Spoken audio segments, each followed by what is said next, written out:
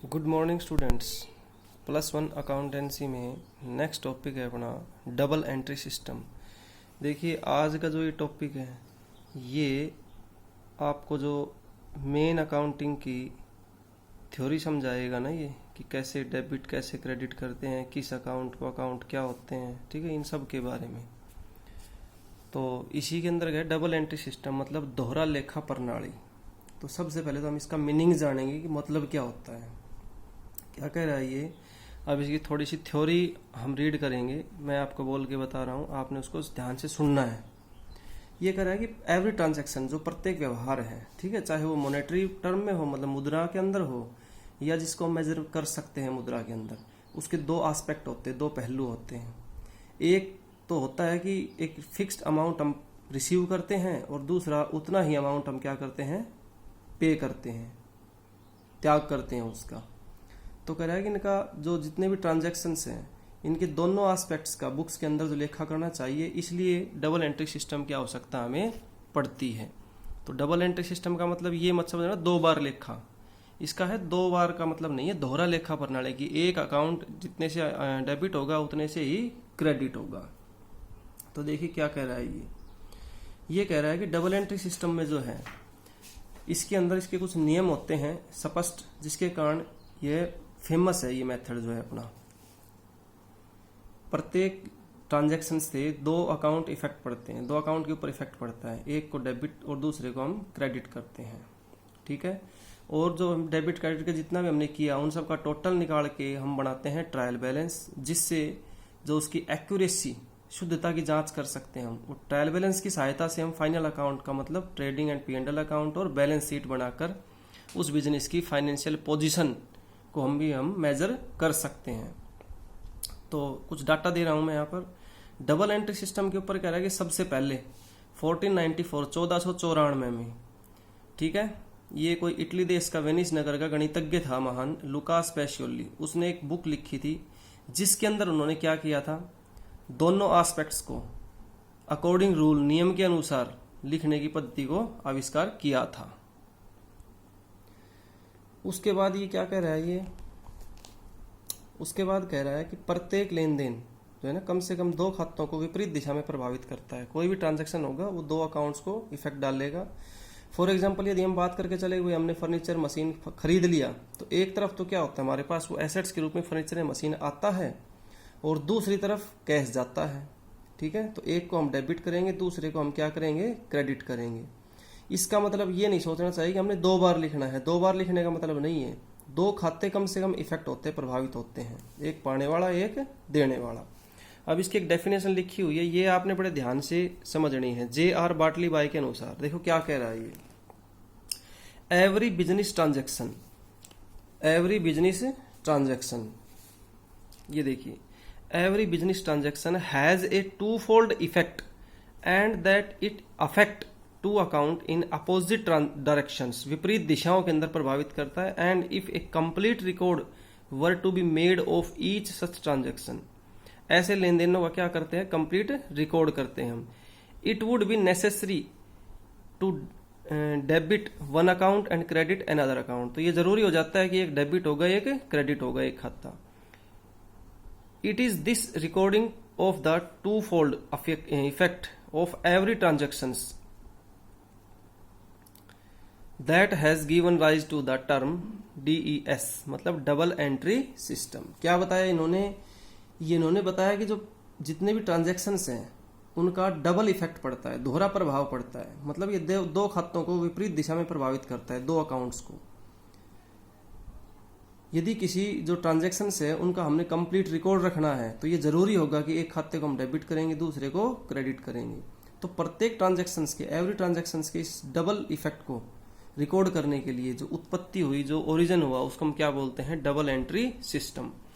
तो आज पूरे अकाउंटेंसी का आपको जितने भी लाइफ के अंदर कॉमर्स में पढ़ेंगे ना आप, तो ये बेसिक चीजें आपने याद रखनी है, इन्हीं से पूरा अकाउंट डिपेंड करता है। तो बड़े ध्यान से समझना है इसको आपने। क्लासिफिकेशन ऑफ अकाउंट्स का हमने क्या कर दिया, क्लासिफिकेशन कर दिया।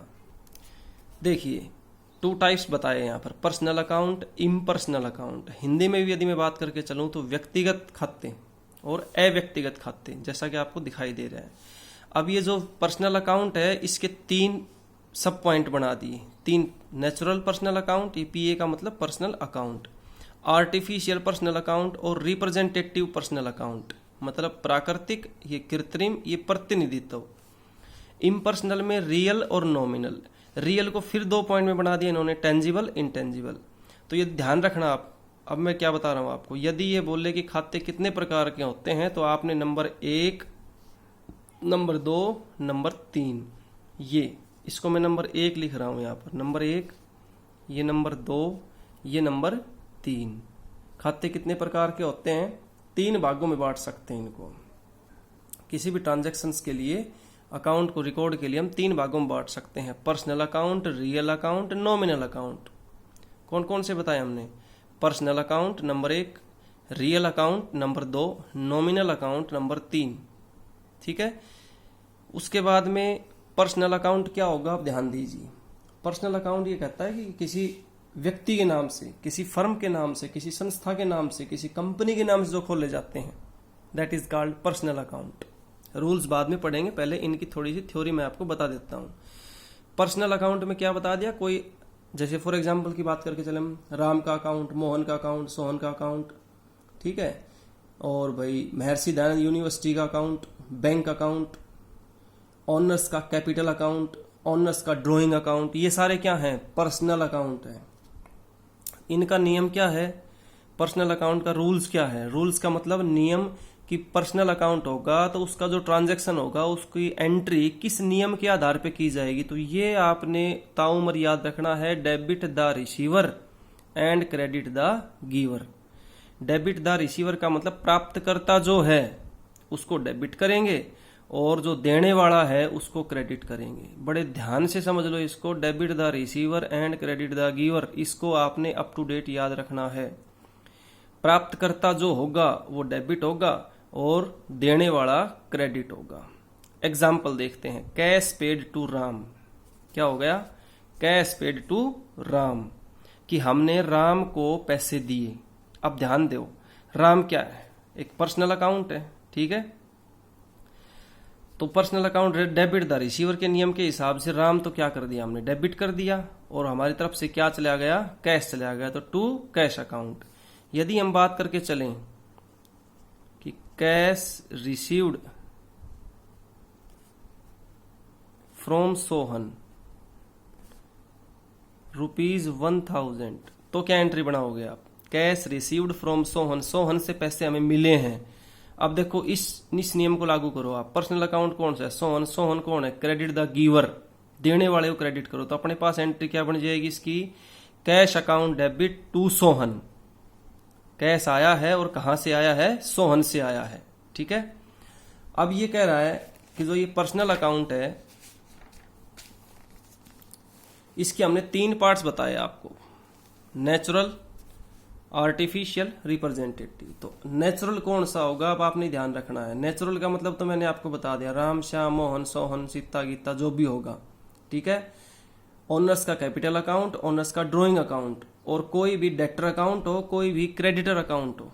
अब डेटर का मतलब देनदार, जिनकी हम पैसा मांगते हैं, ठीक है, हमारी एसेट्स है वो। और क्रेडिटर वो होता है जिनको हमने भुगतान करना है। हमने का मतलब हो गया हम, जो फर्म अपने आप को बिजनेस ट्रीट करना है हमने। जब भी हम ट्रीटमेंट करेंगे ना, ये क्वेश्चन करेंगे, तो अपने आप को बिजनेस मान के चलना है।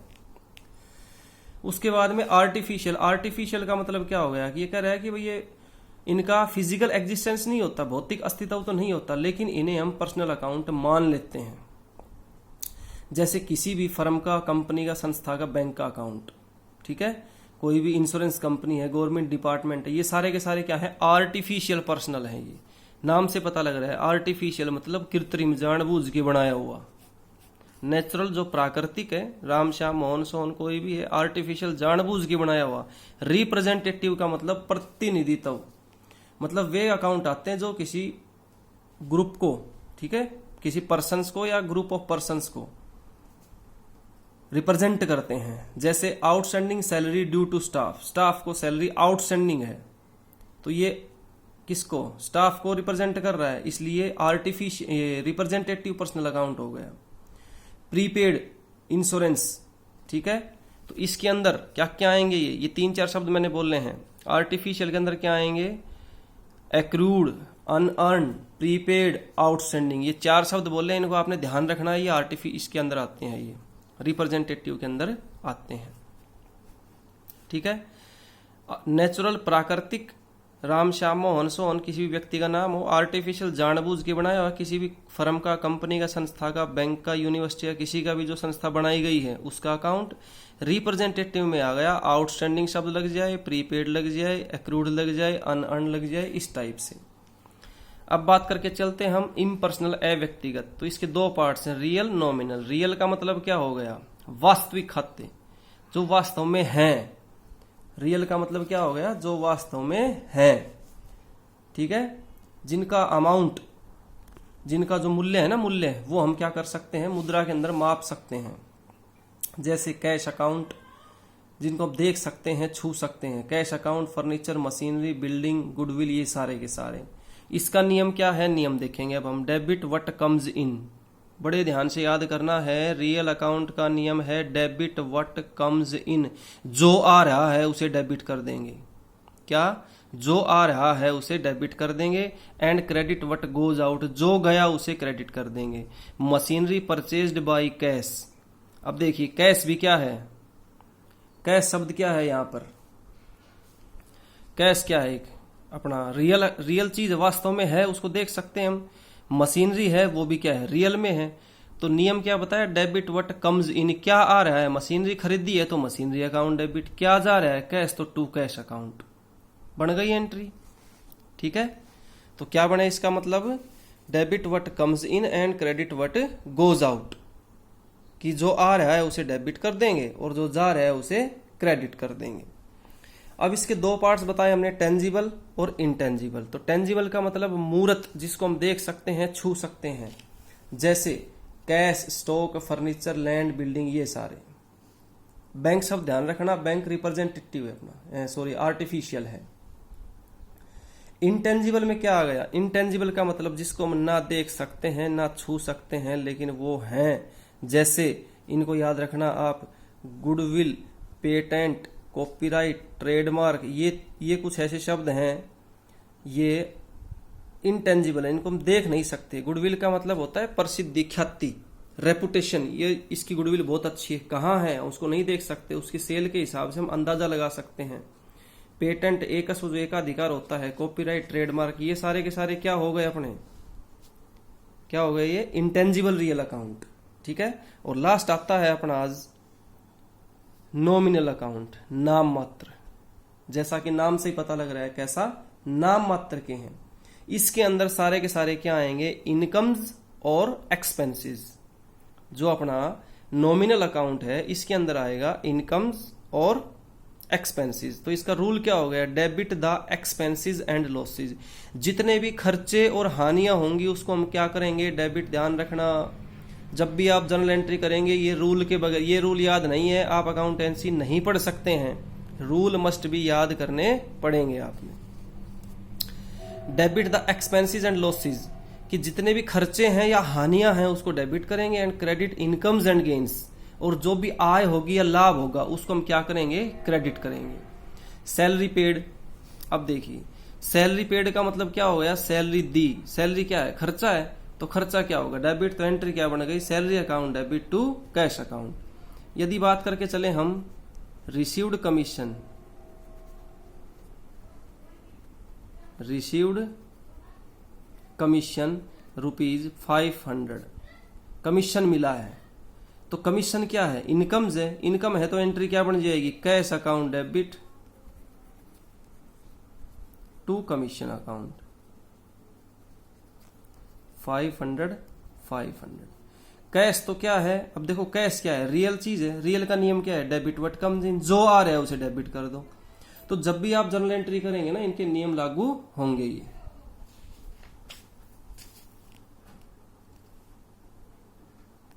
Thank you students.